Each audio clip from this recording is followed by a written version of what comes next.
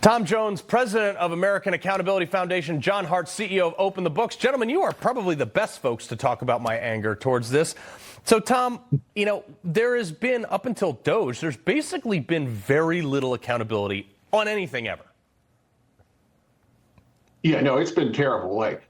I've got some bad news. Not only is the spending wasteful and idiotic, but unfortunately, the folks that are running the IRS are the same people that were there during the Lois Lerner saga back in the 2010 timeframe. We started digging into the people here, and the Biden administration promoted the woman who was Lois Lerner's deputy. A woman named Holly Paz is now in charge of auditing large corporations and wealthy individuals in the United States. It's appalling and really out of control. Yeah, but John, it just seems to me that we never get a reform. Doge can cut all this stuff, but Congress isn't cutting it. It's how have we allowed ourselves to get here? The federal tax return used to be 1 page and 1%.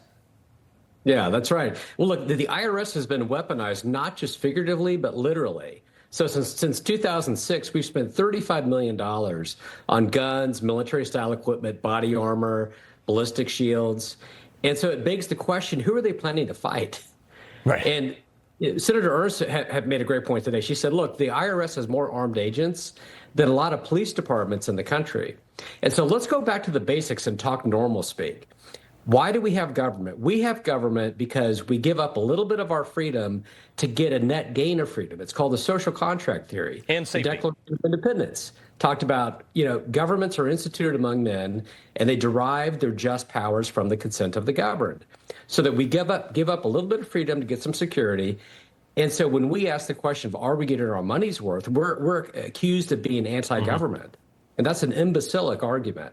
We're not anti-government, we're pro-freedom. We're asking, are we getting a good return on our tax dollars? And the answer, obviously, if you look across the agencies, is no.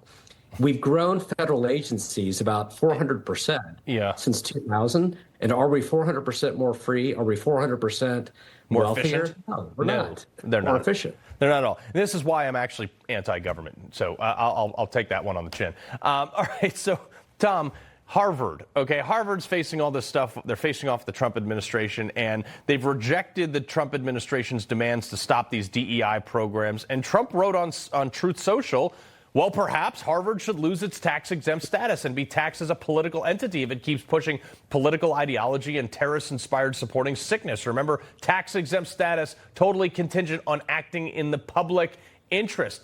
I mean, of course, this is a noble concept. They also have $60 billion in their endowment. Why don't they live off that? Yeah, 100%. The Congress is considering a budget resolution right now, and they're looking for ways to pay the bills to give tax cuts to hardworking Americans. I think cutting off the tax-exempt status for Harvard is one of the best ways to do that. Take the subsidy that we give to Harvard for tax exemption and give that to honest, hardworking Americans who are trying to send their kids to a good college that's not going to indoctrinate them with American-hating left-wing ideology. Yeah, but John, the other thing, too, is all these agencies, these colleges, it's like $60,000, $70,000, $80,000 a year for these kids to go there. And all we hear about is these predatory loans that the government gives, by the way. The government will loan a 18-year-old kid $250,000 for a basket weaving degree. And yet there's never any call for Harvard to be like, hey, guys, maybe you shouldn't build a 17th library. That's right. And look, we need our university system to be strong. It's one of the great strengths of our country, but they have to defend true academic freedom and viewpoint diversity. Tolerance is not tolerating every view except one that violates your own viewpoint.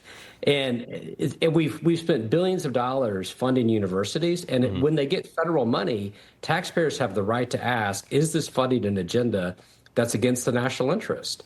And they can't have it both ways. They can't have big endowments and claim to be free of strings, but at the same time ask for additional federal funds. Yeah. And Tom, the other thing, too, is and this is another biblical waste of tax dollars. Newsom is okaying $2.8 billion to close this Medicaid funding gap. And the reason there's a gap is because of the health care that he provided to a bunch of illegal immigrants.